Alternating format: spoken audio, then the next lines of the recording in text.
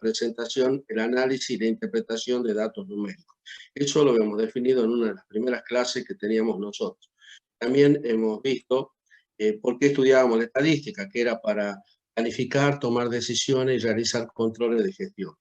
Y aparecían acá los tipos de estadística. La primera era la estadística descriptiva, que es en lo que se versó el examen parcial, el primer parcial, así que tiene la misma definición para las dos, la que acabamos de dar, así de que la recopilación, la presentación, el análisis y la interpretación, tanto para la descriptiva como para los otros tipos de estadística, que es la inferencial. La estadística descriptiva se basaba en el censo, la estadística inferencial en base a una muestra.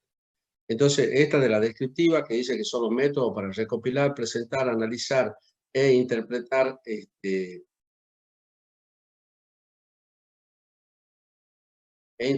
los datos proporcionados por todos los elementos unitarios de la población mediante un censo, o sea, se recopila toda la población, se presenta esa información, se la analiza, se la interpreta toda. Su análisis se realiza mediante parámetros poblacionales. Eso es fundamental. La media mu, sigma al cuadrado, otro parámetro que es la varianza, sigma, que el desvío estándar, son, digamos, parámetros poblacionales como la media aritmética poblacional, mu, la varianza, sigma al cuadrado, y la desviación estándar. Y el segundo tipo es la estadística inferencial, que es, digamos, son métodos para recopilar, presentar, analizar e interpretar, es decir, la misma definición de estadística que se aplica en la descriptiva, se aplica acá, pero nada más que ya es sobre una subpoblación de la población total. Ese es el concepto de muestra. Es una muestra. Y el análisis se lo realiza a través de estimadores, de esos parámetros poblacionales que lo mencionábamos recién, como la media, la varianza, la desviación estándar. Nada más que acá se lo simboliza con X barra, S al cuadrado y S.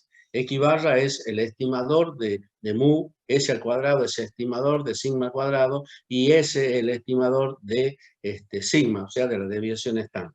Entonces, esa diferencia ahí está entre la descriptiva y la inferencial. Nos va a permitir ahora continuar con el dictado de la materia. Nosotros ya vimos la estadística descriptiva, vimos probabilidades, y ahora para ya ir entrando en la etapa final, digamos, del dictado de la materia, vamos a ver la estadística inferencial. Profe. Sí. Disculpe, ¿se le va a poder realizar algunas consultas sobre el tema del parcial? Al final, antes de 5 minutos antes de terminar la clase. ¿Puede ser? Bien, bien. Bien. La estadística inferencial, no así, la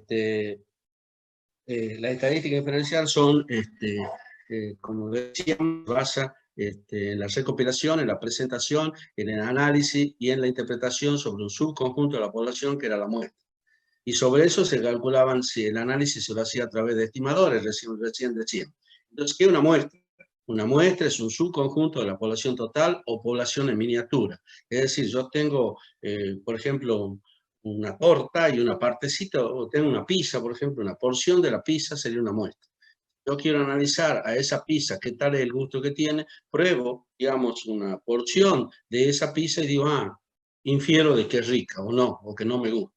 Bueno, o bien puedo cometer errores, porque capaz que la pizza la mitad está hecha de una manera y la otra mitad de otra manera, y yo tomo una porción de una parte nada más, y capaz que la parte que he tomado era la que no me gustaba, y la otra parte es la que me gusta. Bueno, por eso se puede cometer errores. Entonces, por eso hay que buscar que la población sea homogénea, para que la muestra que saquemos sea una muestra representativa de la población. Esa muestra... ¿Podría poner pantalla completa, profe? Sí, con mucho gusto. Espera un momentito, estoy buscando.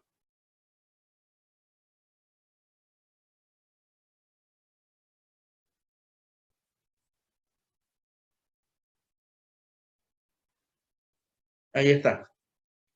Entonces, el estimador es una característica de la muestra que se aplica en la estadística inferencial para estimar los parámetros poblacionales. ¿Cuáles eran los parámetros poblacionales? Mu, sigma al cuadrado, sigma, o sea, la media, la varianza y la desviación estándar. ¿Y cuáles son los estimadores? Así que vamos a sacarlo de la muestra, es decir, vamos a hacerlo al cálculo en base a la muestra. Son X barra, que va a estimar mu, S al cuadrado, que es la varianza de la muestra, que va a estimar la varianza de la población, sigma al cuadrado, y S, que es el desvío estándar de la muestra, que va a estimar a sigma, o sea, la desviación estándar de la población. Entonces, ya hemos visto cuál era el concepto de muestra y cuál es el concepto de estimador. Así que es muy básico y un concepto, digamos, son conceptos muy básicos para, digamos, entender lo que es la estadística inferencial. El plan de muestreo consiste hay un plan de muestreo que plantearse. Entonces, hay 3 puntos que tener bien en cuenta. Definir la población a estudiar. Definir a qué población vamos a estudiar. Establecer sobre esa población el tipo de muestreo a utilizar. Y vamos a ver que hay 2 tipos de muestreo. El muestreo probabilístico y el muestreo no probabilístico. Y luego viene calcular el tamaño de la muestra. O sea, acá no es n grande, sino es n chiquitito. Es decir, el tamaño de la muestra se diferencia del tamaño de la población. La población se lo simbolizaba con n grande, acá se lo simboliza al tamaño de la muestra con n chiquitito. N minúsculo sería. El marco muestral es la lista de todas las unidades muestrales que están disponibles para ser seleccionadas en alguna etapa del proceso de muestreo. Ese marco muestral vendría a ser la población a estudiar. ¿Ves? Si yo tengo un listado de todos los elementos unitarios, las unidades muestrales, ¿no? Así, de esa población que quiero estudiar, voy a poder seleccionar de una manera, yo diría, objetiva, ¿no? Así, cuál va a ser la muestra de ese marco muestral o de esa población. Por lo tanto, el marco muestral es sinónimo de la población que acá está. La unidad muestral, ¿qué son? Son cada uno de los elementos que tiene el marco muestral. Por ejemplo, si yo digo el listado de los alumnos de la 2S2 y lo tengo al listado completo, ¿no es así? Cada alumno va a ser una unidad muestral y ese listado va a ser el marco muestral. Y sobre ese marco muestral, que son todos ustedes que están allí, puedo yo sacar una muestra y decir, bueno, si son 60, puedo decir, voy a sacar 10 alumnos. Pues saco una muestra de 10 alumnos. Y bueno, la saco de manera objetiva con el nombre y apellido de cada uno de ustedes, ¿me entiende? El teléfono, etcétera, todas las características que puedo sacar. Entonces, ese es el marco muestral, ese listado de los alumnos. ¿Ves? Una lista de todas las unidades muestrales que están disponibles para ser seleccionadas en alguna etapa del proceso de muestreo. La unidad muestral son cada uno de esos elementos, ¿no? Así que están dentro del marco muestral y que están disponibles para ser seleccionadas en alguna etapa del proceso de muestreo. Entonces tenemos los conceptos básicos muestra, el estimador, un plan de muestreo, ¿no es así? El marco muestral y la unidad muestral. ¿Alguna pregunta sobre esto, por favor? Bueno, si no hay preguntas, seguimos. El muestreo, hay 2 tipos de muestreo. Recién decíamos establecer el tipo de muestreo. Acá en el plan de muestreo ya hemos visto la definición de la población con el marco muestral y la unidad de muestral que son cada uno de los integrantes de ese marco muestral. Y ahora vamos a ver el tipo de muestreo a utilizar. Hay 2 tipos de muestreo. El muestreo probabilístico, este muestreo es el reconocido por los estadísticos y es el más aconsejable. ¿Por qué? Porque podemos hacer una selección de tipo objetiva, como vamos a ver acá. Entonces, este es el muestreo reconocido por los estadísticos y es el más aconsejable. Requiere de la existencia de un marco muestral, o sea, del listado que recién hablábamos de las unidades muestrales que conforman la población. Las unidades muestrales tienen una probabilidad cierta y conocida de ser seleccionada e incluida en la muestra. Entonces, cada unidad de ese listado, de ese marco muestral, tiene una probabilidad cierta y conocida. Por ejemplo, si yo tengo el listado de ustedes, como les decía, y son 60, y bueno, va a ser la probabilidad de que salga cualquiera de ustedes va a ser 1 sobre 60. ¿Entiendes? Entonces hay una probabilidad cierta y conocida. Que si no existe el marco muestral, no se puede calcular esa probabilidad. Este tipo de muestreo permite al investigador medir el error muestral.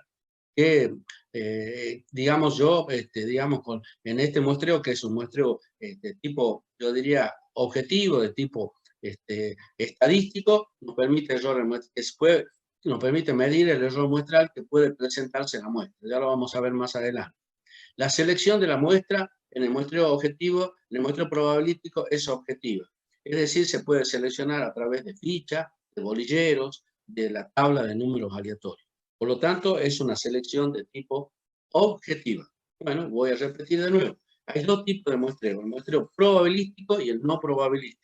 En el muestreo probabilístico yo digamos que lo reconoce la estadística y es el que más se lo aconseja.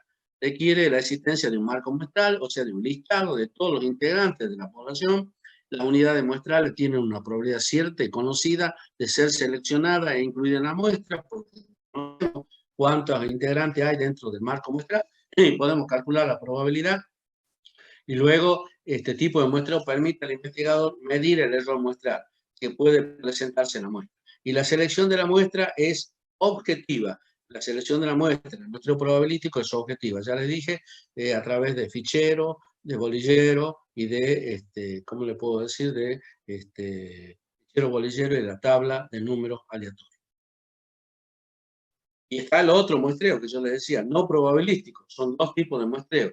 El muestreo no probabilístico surge como consecuencia de no contar con un marco muestral.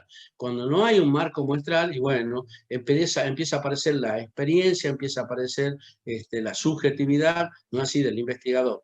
Surge como consecuencia de no contar con un marco muestral.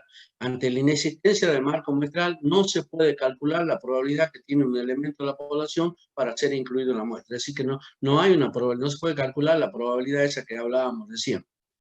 En este tipo de muestreo no se puede calcular el error muestral. De hecho, los resultados pueden contener sesgos, que son errores, sesgos ocultos, lo que hace perder precisión a la información presentada.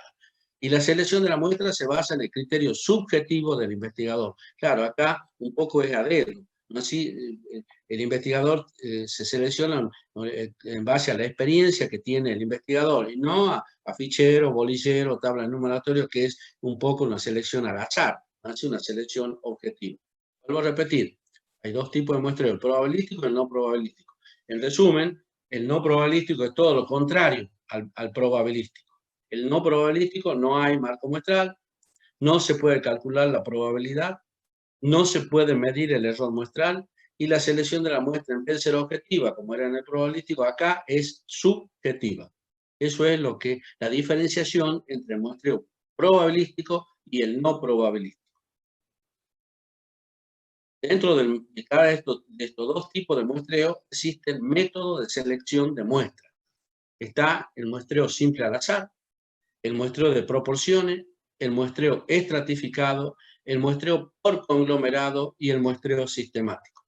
Entonces tenemos el muestreo probable, dentro del muestreo probable tenemos el muestreo simple al azar, el muestreo de proporciones, el muestreo estratificado, el muestreo por conglomerado y el muestreo sistemático. Y dentro del no probabilístico tenemos el muestreo de juicio criterio, el diseño de bola de nieve, el muestreo por conveniencia, el muestreo por cuota y el muestreo de centros comerciales. El que nosotros vamos a desarrollar en este curso va a ser el muestreo simple al azar dentro del probabilístico. Tal vez si tengo tiempo le voy a indicar cuáles son las características de estos otros tipos de muestreo, ¿no? Del proporciones, estratificado, por conglomerado, el sistemático. Lo mismo el no probabilístico, como ser de juicio criterio, diseño de bola de nieve, por conveniencia, por cuota de centros comerciales.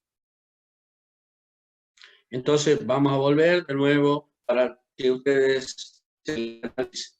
En la estadística diferencial hay conceptos básicos, son la muestra, el estimador, el plan de muestreo, el marco muestral y la unidad muestral. La muestra era un subconjunto de la población total o población en miniatura, se llama. El estimador, como decíamos, es una característica de la muestra. En cambio, el parámetro poblacional es una característica de la población.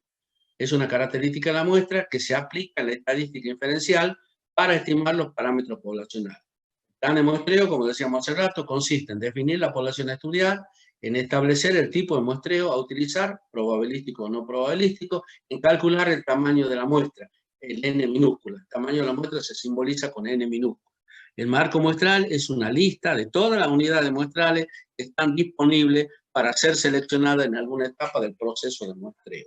Y la unidad muestral son cada uno de los elementos que conforman esa lista, es decir, es el elemento disponible para su selección en alguna etapa del proceso de muestreo. Esto es lo primero que vimos, lo estamos repasando. Y ahora viene, sí. En la diapositiva esta, ahí cuando dice el estimador es una característica de la muestra, ¿no es lo mismo que parámetro de la población? No, sí? no es lo mismo. Son cosas totalmente distintas. El estimador se lo calcula en base a la recolección de la muestra. El parámetro poblacional se lo calcula en base a la recolección de toda la población, es decir, en base al censo. El estimador es una característica de la muestra, esa es la definición. el parámetro poblacional es una característica de la población, es decir, de la estadística descriptiva. El estimador es, digamos, un concepto básico de la inferencial. En cambio, el parámetro poblacional es un concepto básico de la descriptiva. Y uno cuando saca una muestra, no se trata de inferir qué es lo que dice toda la población. Por lo tanto, el estimador, al sacárselo en base a una muestra, permite inferir qué resultado tendría si yo hubiera hecho un censo, si hubiera utilizado la estadística descriptiva.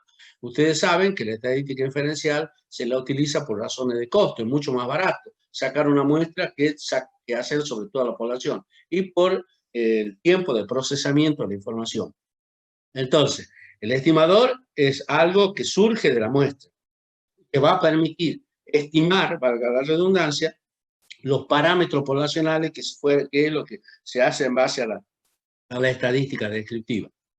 Por supuesto que la que menos errores tiene es la descriptiva, pero es más cara y tiene más tiempo de procesamiento, por eso es que se elige la estadística inferencial. Pero para elegir una muestra, esa muestra tiene que ser representativa de la población, si no, nos va a llevar a cometer graves errores. Va a haber muchos errores muestrales y eso va a permitir de que las decisiones que tomemos no sean decisiones correctas. Entonces, por eso es que lo que hay que buscar es que la población sea homogénea, para que la muestra que saquemos sea una muestra representativa. Bien, un ejemplo de esto es, a ver, si yo tengo 100 botones, ¿no? Así, iguales, del mismo color, la misma cantidad de agujeritos, entonces yo digo, si tengo 100 botones iguales, quiero, es una población totalmente homogénea, por lo tanto, dice el dicho, basta como muestra un solo botón, ¿me entiende? Con un solo botón yo voy a poder decir qué es lo que dicen los 100 botones, porque, digamos, es una población netamente homogénea.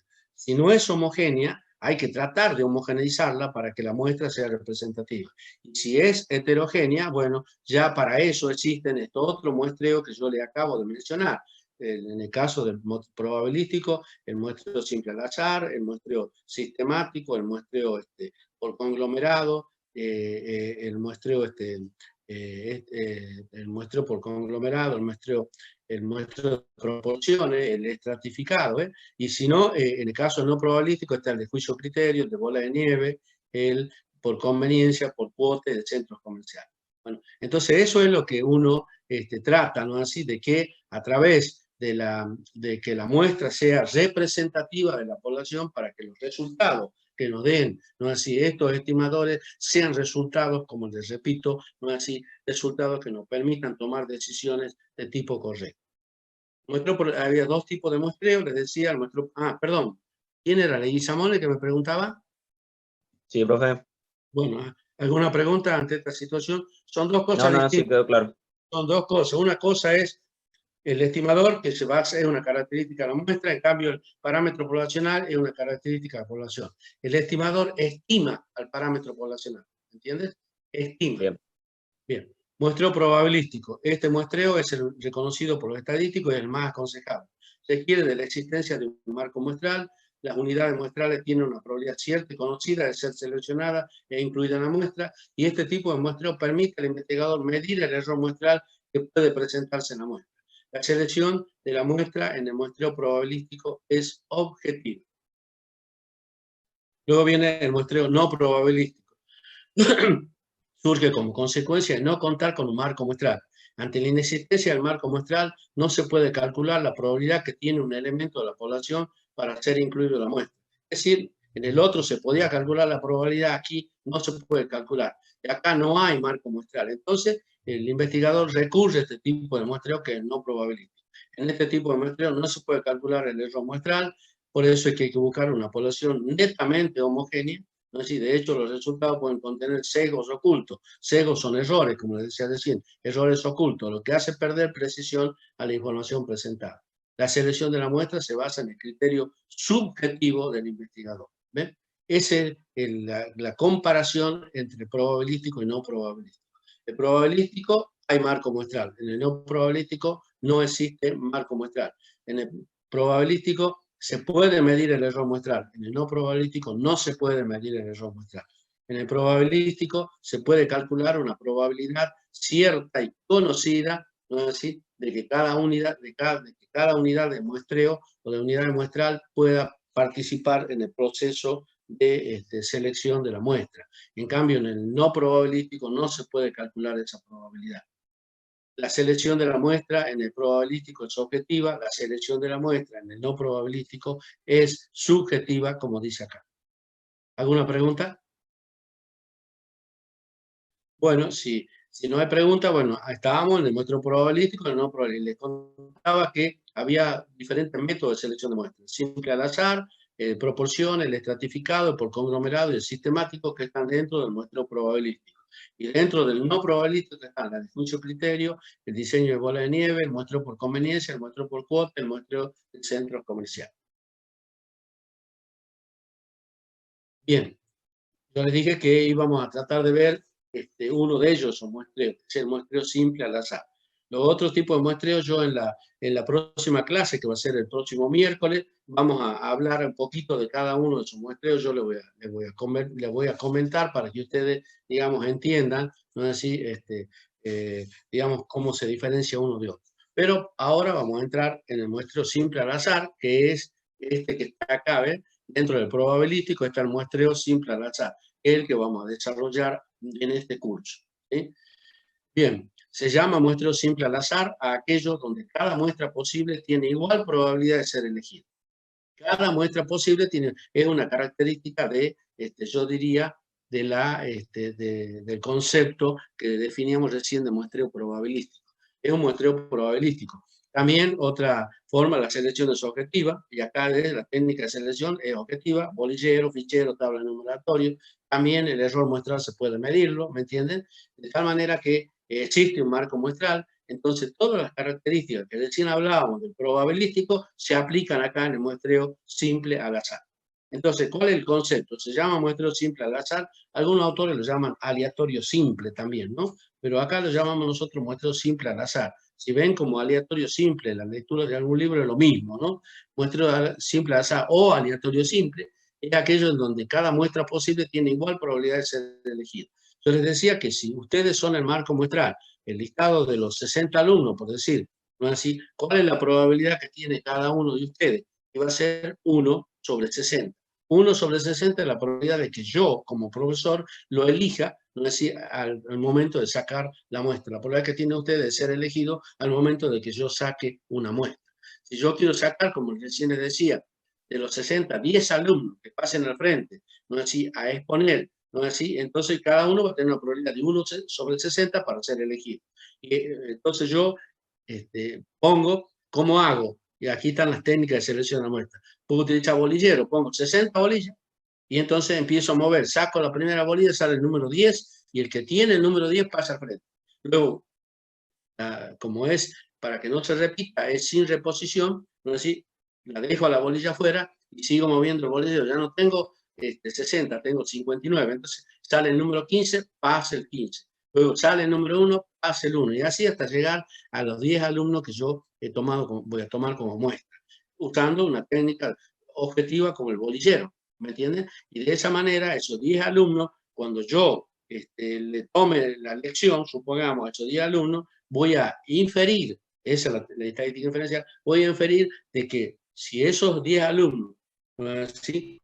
Han dado bien la lección, ¿no es así? Voy a decir, y voy a inferir que todos los otros 50 que están ahí escuchando saben la lección. O sea, son buenos. Pero ¿qué pasa? Ahí puedo cometer errores. Pues capaz que he elegido justo 10 de los que han estudiado. Y entonces los otros 50 no han estudiado. Entonces voy a incurrir en ese error muestral. Pues, cuando la población no es homogénea, voy a incurrir en ese tipo de problema. ¿Me entiendes? Y el otro, y bueno, o bien puede ser al revés.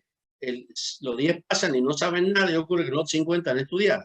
Entonces, o puede ocurrir que 3 de los 10 hayan estudiado y 7 no. Entonces, voy a inferir que la población no ha estudiado. Entonces, por eso es que esos errores muestrales hay que tratar de evitarlos y a través de homogeneizar la población. Supongamos que la población de los 60 alumnos de ustedes, 30 así trabajen y los otros 30 no trabajen. Entonces, los 30 que trabajan tienen menor tiempo para estudiar que los otros 30 que trabajan, que no trabajan, que en donde tienen todo el día para estudiar. Entonces, se supone que el que trabaja, al tener menos tiempo para estudiar, digamos, muchas veces no va al día con la materia. En cambio, los otros 30 se supone que están en la casa, que tienen tiempo para estudiar, se supone que la llevan a la materia al día. Entonces están estudiando todos los días. Entonces, si yo saco una muestra de los 30 que trabajan y voy a inferir de que los 60 no han estudiado bien la materia, por ejemplo. O si saco justo de los 30 que no trabajan, y voy a inferir que todos han estudiado. Entonces, por eso es que allí, en lugar de utilizar el simple al azar, para homogeneizar la población se utiliza el estratificado. O sea, este que está acá, muestreo estratificado. Entonces yo divido la población en dos estratos. Un estrato que son los que trabajan y otro estrato que son los que no trabajan. Y del estrato que trabajan saco una muestra. Y del estrato que no trabajan saco otra muestra. Y en base a eso voy a inferir, ¿no? Así qué es lo que está pasando con toda la población. En lugar de tomarle a los 60, le tomo una muestra. Y si esa muestra me da el resultado de que el promedio es 8, le extiendo ese 8 a todo, no así de los 60. Eso es lo que hace el muestreo. O sea, infiere lo que ocurre en toda la población. Eso quiere decir inferir. ¿eh?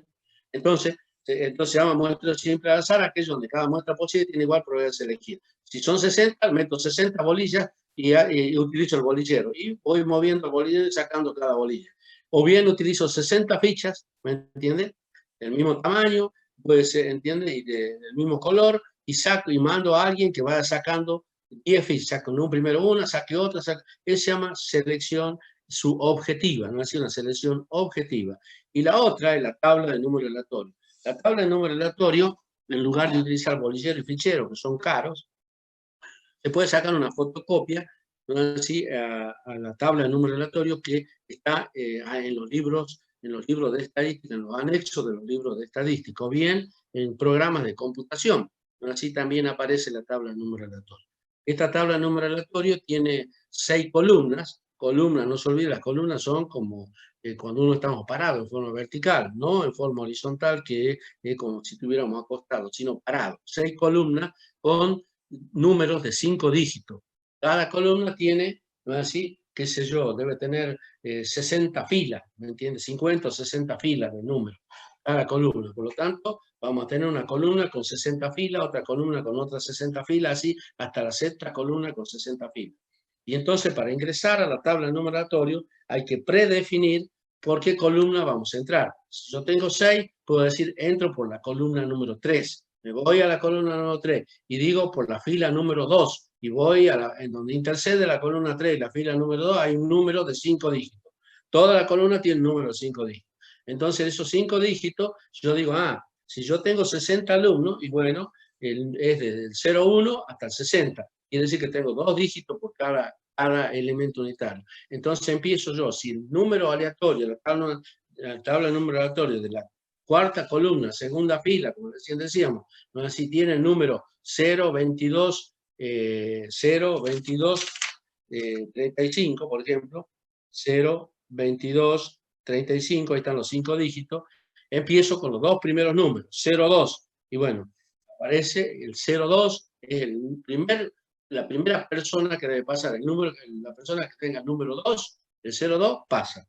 Luego sigo analizando. Dice el 2 con el 3, 23, y pasa el número 23. Luego me queda un 5, ¿no? Así, porque era 0, 2, 23, 5.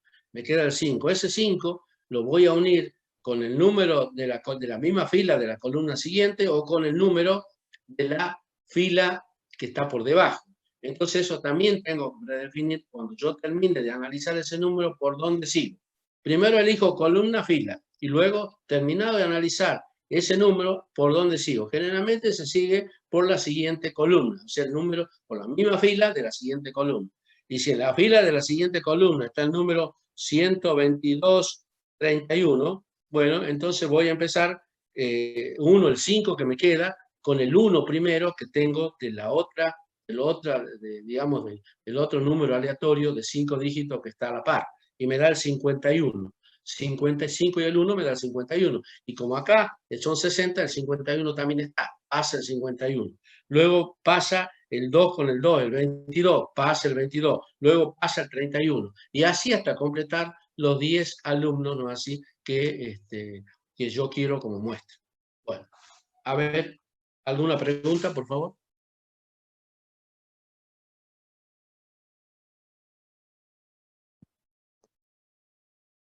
Entonces, se llama muestreo simple al azar a aquello donde cada muestra posible tiene igual probabilidad de ser elegida. Las técnicas de selección de muestras son los bolilleros, los ficheros y la tabla de números aleatorios. Si bolillero, hay que comprar un bolillero con bolillas y se pone la cantidad de bolillas acorde a la cantidad de números de la población. Si son más de 100, podemos utilizar, si son 1000, podemos utilizar 2 o 3 bolilleros, uno para la unidad, otro para la decena, otro para la centena, y así. Y otro para la unidad de 1000. Son fichas, hay que confeccionar tantas fichas como sea la cantidad de las unidades muestrales que tiene el marco muestral. Y la tabla de número aleatorio ya es la más barata, es cuestión de sacarle una fotocopia y a partir de allí se empieza a seleccionar, digamos, los integrantes de la muestra. Por supuesto que hay que enumerar para poder encontrar los números aleatorios. Lo mismo en el caso de los bolilleros, lo mismo en el caso del fichero. Hay que enumerar siempre del 0, si son 1000, empieza 0, 0, 1, hasta el número, digamos, hasta el número 1000, ¿no? Así, o hasta el número, o hasta el triple 0, podría ser, ¿no? Así, 000 hasta el número 999, o el 001 hasta el número 1000. Bueno, y así se va trabajando con las técnicas de selección de muestras. Bien. Acá están los pasos para realizar el plan de muestreo, ¿no así? ¿Qué es lo que nosotros tenemos que hacer para poder atacar a la población a través de la estadística diferencial? No es cuestión de decir, me voy a hacer una muestra, no. Lo primero lo que tenemos que hacer son pasos o una metodología para realizar ese plan de muestreo que hablábamos hace rato. A ver, yo los vuelvo de nuevo para que vean ustedes. El plan de muestreo estaba acá como concepto básico. Plan de muestreo, ¿eh? Consiste en definir la población a estudiar, establecer el tipo de muestra a utilizar, calcular el tamaño de la muestra. Bueno, ¿cómo se hace ese plan? ¿Cómo se lo hace al plan de muestreo? Y para el muestreo simple al azar, que también es lo mismo, ¿no? Así para todo tipo de muestreo cualquier sea, el simple al azar, el estratificado, el de proporción, el conglomerado, ¿no? Así, el sistemático en el probabilístico, o bien el de juicio criterio, el diseño de bola de nieve, el de centro comercial, el de por cuota, o el de convenio, o por conveniencia en el no probabilístico, siempre hay que hacer esta metodología. Pasos para realizar el plan de muestreo. ¿Cuáles son los pasos? Definir la población a estudiar, que era lo que decíamos hace rato. Hay que ver si existe el marco muestral. En este caso, si estamos en el muestreo simple al azar, tiene que haber marco muestral porque es un muestreo probabilístico, en donde el muestreo probabilístico decíamos que se diferenciaba del no probabilístico, en el que el probabilístico había un marco muestral. En el no probabilístico no existía el marco muestral. En este caso, hay marco muestral y hay que definirlo. Y para eso hay que tener el listado. Si yo digo, por ejemplo, listado de las empresas que fabrican, por ejemplo, cojinetes de motores. Entonces voy a ver toda la lista de todas las marcas de los cojinetes y en base a eso voy a sacar una muestra. ¿Sí? ¿Me entienden? De tal manera que voy a poder tomar en función de una población homogénea, ¿no es así?, una muestra y ver, ¿no es así?, la media en cuanto a qué, en cuanto al tiempo, por ejemplo, de duración que tiene ese tipo de elemento en el motor. ¿Entienden? Entonces hay que definir qué población voy a estudiar, ¿no es así? Lo que producen un determinado producto. ¿Ah? Buscar el marco muestral. Bueno, eso sería, si yo tengo la población, tengo que buscar ese listado, ¿no? Así que puede ser una base de datos, puede ser una sábana, ¿no? Así, en donde estén todos los nombres, ¿no? Así puede ser un listado, como recién hablábamos, de lo de ustedes, ¿no? Así, en la planilla de asistencia, ¿no? Así, o la planilla de parciales. Puede ser, por ejemplo, el caso de, si fuera una empresa, el listado de los empleados que tiene la empresa. Bueno, ese es el marco muestral. ¿No? Así, calcular el tamaño de la muestra, o sea, el n chiquitito. Ahí no. En el caso de probabilístico, ya vamos a ver, hay una fórmula que la vamos a utilizar y que la vamos a ver mucho más adelante, cómo se calcula ese tamaño de la muestra. Luego hay que aplicar las técnicas y métodos de selección. Técnicas y métodos de selección. Acá vamos a ver enseguida nomás que hay dos técnicas y métodos. Uno sería el con y con y otro el sin y sin. Con reposición y con repetición es el con y con. Sin reposición y sin repetición es el sin y sin. ¿Qué es el con y con? Sería si yo tengo un bolillero, ¿no? Así, muevo el bolillero, saco bolilla y la vuelvo a colocar dentro del bolillero. Ese sería con reposición y con repetición. ¿Por qué? Porque ese número que lo he vuelto a poner dentro de la bolilla ha sido repuesta al bolillero, pues se llama con reposición. Ese número puede volver a salir, por eso se llama con repetición. En cambio, el sin y sin, que es sin reposición y sin repetición, es el bolillero. Tengo el bolillero, muevo el bolillero, saco una bolilla y la separo, no la devuelvo al bolillero. Y eso quiere decir de que no se repone al bolillero, se llama sin reposición, y no se puede repetir ese número, no es decir, en los próximos números a elegir. Por eso se llama sin reposición y sin repetición. La presentación de la información, ¿no? Así que un poco trabajar en un reporte, en un informe, ¿no? Así con respecto a los cálculos y a la conclusión a que hemos llegado. Y hay que calcular los estimadores. La presentación se la hace a través de distribuciones de frecuencia, no se olviden, o presentación gráfica, que era a través de un gráfico. Acuérdense ustedes, ¿no? Así como trabajábamos nosotros en el momento de definir la estadística, decíamos la recolección, la presentación. Y la presentación puede ser tabular o gráfica. Y bueno, acá la tabular es una distribución de frecuencia y la gráfica son diagramas circulares, gráficos de barras, depende de la variable que estemos estudiando. Es lo mismo que en la descriptiva, ¿no? Depende de la variable. No se olviden que si es cualitativa, no se utilizan los diagramas de barra, ya sea horizontales o verticales, o los diagramas circulares, ¿no? Así, o los mapas estadísticos. Si es cuantitativa discreta, se puede utilizar una gráfica de puntos, ¿no? Así, o bien una gráfica de barras, donde las barras están separadas. Y si fuera cuantitativa continua, se utiliza el histograma o el polígono de frecuencia. Es lo mismo acá, la presentación de la información puede ser tabular o gráfica. Calcular los estimadores. ¿Cuáles eran los estimadores? Que yo les decía, era X barra, S al cuadrado y S. X barra estimaba mu, S al cuadrado estimaba la varianza y S estimaba el desvío estándar. Esa fórmula de calcular los estimadores, pues, ya lo vamos a ver más adelante, pero les voy adelantando, se pueden calcular a través de forma puntual o por intervalos, ¿no? Así, o sea, vamos a ver cómo se calcula en forma puntual y cómo se calcula en forma por intervalo esos estimadores. Luego viene realizar la prueba de hipótesis, ¿no? Así, la prueba de hipótesis es, yo diría, es un test que se hace y que tiene unos diferentes pasos para llegar a hacer la prueba. De adelanto, ¿cuáles son los pasos? Primero hay que formular, hay dos tipos de hipótesis, la hipótesis nula y la hipótesis alternativa. La hipótesis nula es la que hay que tratar de probar y la hipótesis alternativa es todo lo contrario a la hipótesis nula.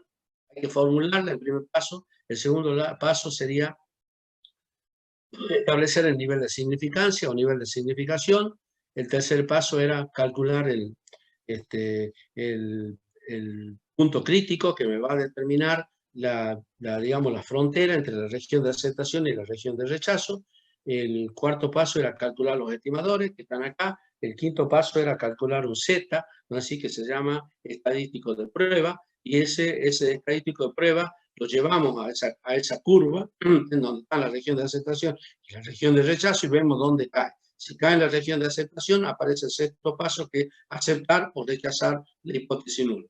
Si se acepta la hipótesis nula, esa se potencia. Si la rechazamos la hipótesis nula, quiere decir que está dándose lo contrario, o sea que se potencia la hipótesis alternativa. Eso son las pruebas de hipótesis, que lo vamos a ver un poquito más adelante, ¿no? Bien, y acá están los métodos que yo les estaba adelantando, con reposición y con repetición. Una vez que terminemos esta diapositiva, voy a dar este tiempo para que ustedes me consulten con respecto al parcial y luego me voy a ir a reunir con la gente del SPU en un Zoom, ¿no? Así que, por favor, veamos cómo es la cosa. Con reposición y con repetición. Se extrae una bolilla, se anota su número y se repone al bolillero. Por eso dice con reposición. Al reponer al bolillero se puede repetir. Eso se llama con repetición. La cantidad de muestras posible es igual a elevar al a la población, al tamaño de la población, que es N mayúscula en el tamaño de la muestra. O sea, cantidad de muestras posibles se simboliza CMP, C mayúscula, M mayúscula, P mayúscula. CMP significa cantidad de muestras posibles. CMP es igual a N, a la población, elevado a la N chiquitita. Este método se utiliza cuando la población es muy pequeña. Eso, cuidado, la población, cuando es población pequeña, se utiliza el con y con. El sin y sin, o sin reposición y sin repetición, se trae una bolilla, se anota su número y no se repone al bolillero. Por eso es que es sin reposición, y al no reponerla al bolillero ya no se puede repetir el que ha salido. La cantidad de muestras posibles surge del cociente entre el n de la población dividido, n factorial sería dividido en n menos n factorial. O sea, CMP, que es la cantidad de muestras posible, va a ser igual a n mayúscula dividido, o sea, el cociente, con n menos n factorial. Este método es el más usado, especialmente cuando la población es muy grande, comparada con el tamaño de la muestra. El que más se utiliza es sin reposición y sin repetición. Bueno, vuelvo a repetir. Hay dos métodos, como recién decíamos, porque acá hablábamos de aplicar las técnicas y métodos de selección. Ya hemos dicho que era el marco muestral, ya vamos a calcular el tamaño de la muestra más adelante. Vamos a ver ahora los métodos y técnicas de selección. Bueno, los métodos son con reposición y con repetición, y sin reposición y sin repetición. En con reposición y con repetición se lo simboliza con y con. Se extrae una bolilla, se anota su número y se repone al bolillero. Por eso es con reposición. Al reponerle la bolilla al bolillero, con reposición. Y que puede repetirse ese número, por eso se llama con repetición. La cantidad de muestras posibles es igual a elevar el n de la población en el n chiquitito. O sea, CMP, C significa cantidad, M muestra, P posible, CMP es igual a n de la población elevado a la n chiquitita. Anoten eso, ¿no? Este método se utiliza cuando la población es muy pequeña. Eso es el con y con. El sin y sin, no es así, se extrae una bolilla, se anota su número y no se repone al bolillero. La cantidad de muestras posibles, es decir, por eso al no reponerla es sin reposición. Y ahí evita, es decir, ya impide de que se repita, no es así, al no reponerla. Por eso se llama sin repetición. La cantidad de muestras posibles, o sea, CMP, va a ser igual a N de la población dividido, N factorial sería dividido en N menos N, entre paréntesis, factorial. Este método es el más usado, ¿no? ¿Sí? Especialmente cuando la población es grande comparada con el tamaño de la muestra. Bueno, hasta aquí vamos a llegar, chicos, ¿no? ¿Sí? Porque voy a dar este tiempo para que ustedes me consulten, no sé qué es lo que me quieren consultar, y bueno, a partir de ahí lo hablamos.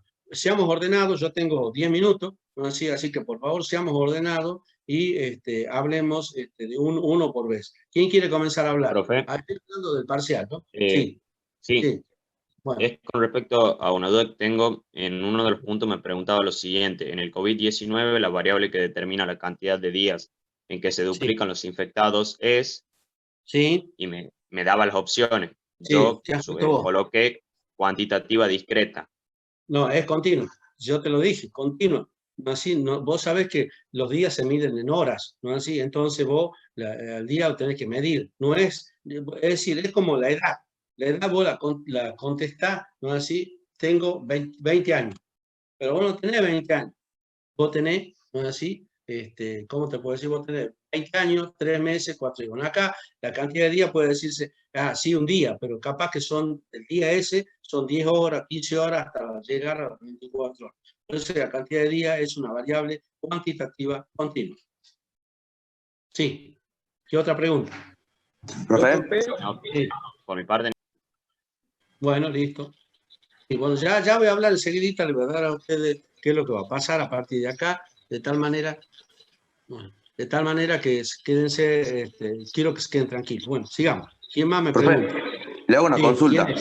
Sí, Gandur. Sí, le digo una pregunta que me decía, son dos en realidad. Una dice que en el COVID la variable que determina la cantidad de infectados es, yo puse ordinal dicotómica. No, cantidad de infectados escucha bien, cantidad de infectados, vos lo numerás, decís 1, 2, 3, 4, 5, es cuantitativa discreta. No puede ser ordinal, no sé si me entendés. Cantidad de infectados es, supongamos que acá estamos todos infectados. ¿Cómo yo digo la cantidad? Me empiezo a contar 1, 2, 3, 4, 5. Sí, se enumera, se cuenta, y por lo tanto es discreta.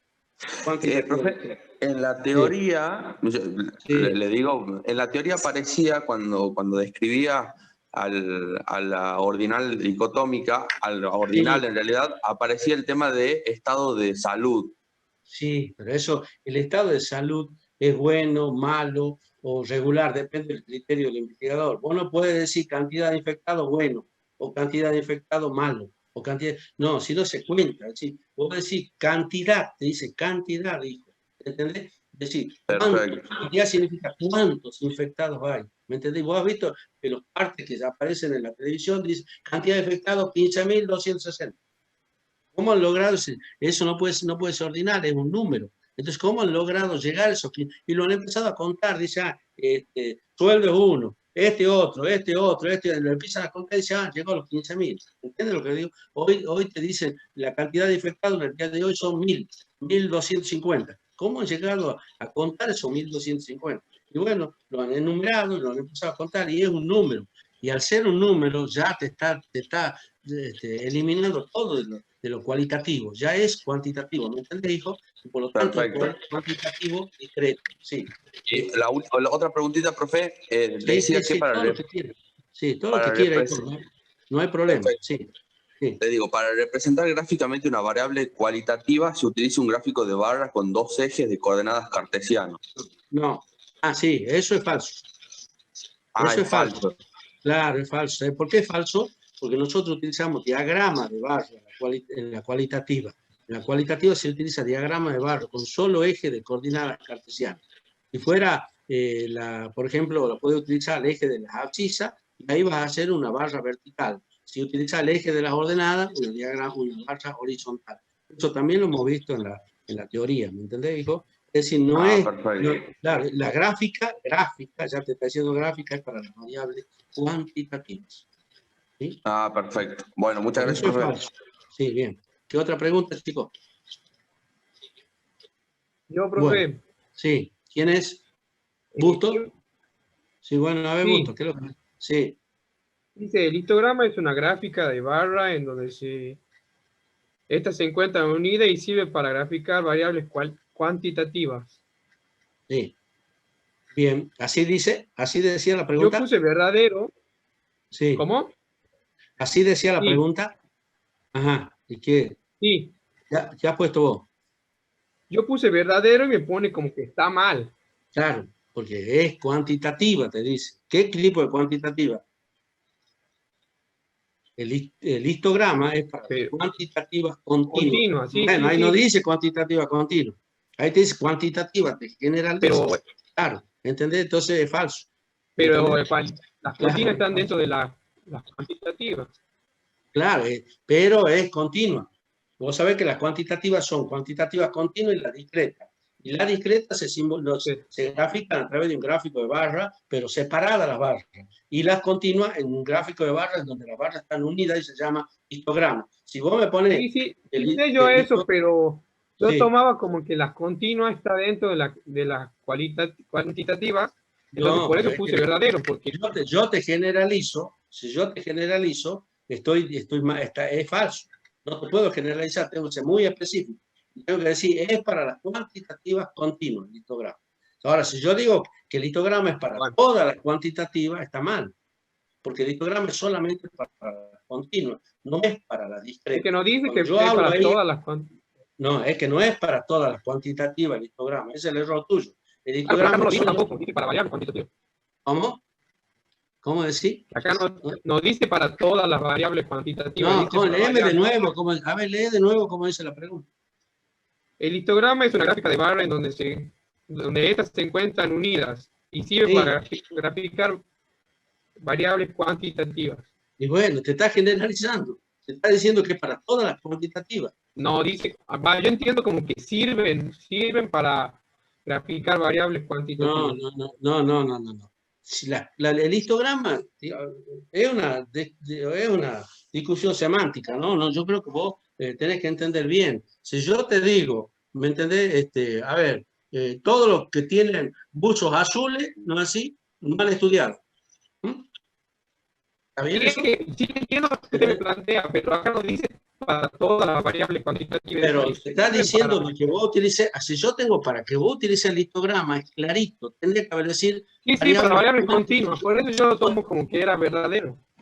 Pero no dice cuantitativa, dice el histograma bueno. es un gráfico que tiene barras unidas y que se la utiliza para... Bueno, otra pregunta tengo. Sí, a ver. Sí, dice, los cuartiles, deciles y percentiles sirven para investigar la simetría de la distribución. ¿Qué has puesto vos? ¿Qué opinás? ¿Y qué te dice? ¿Está mal? Claro que está mal, pero yo entendía que para investigar la simetría solamente estaba el coeficiente Pearson y el coeficiente de Bowley. Y bueno, el de Bowley, claro, el de Bowley utiliza los cuartiles. Y los deciles y percentiles era para dividir la población.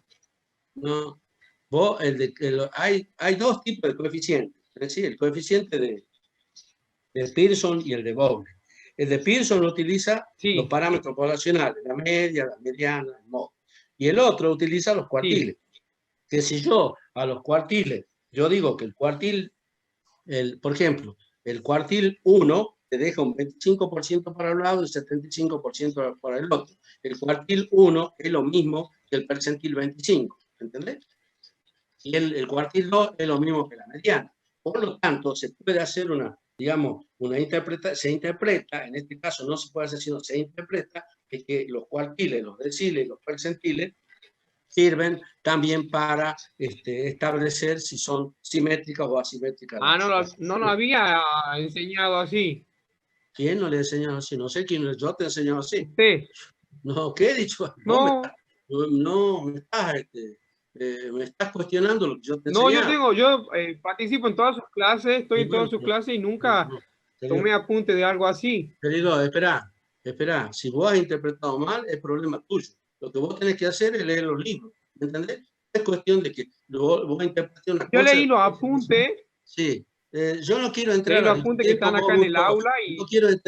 bueno, pero los apuntes en el aula. Vos tenés que leer libros, yo te he dicho, lean los libros. Ustedes son muy, ¿cómo te puedo decir? No adeptos a la lectura de los libros. Entonces es fácil estudiar de apuntes. Y los apuntes...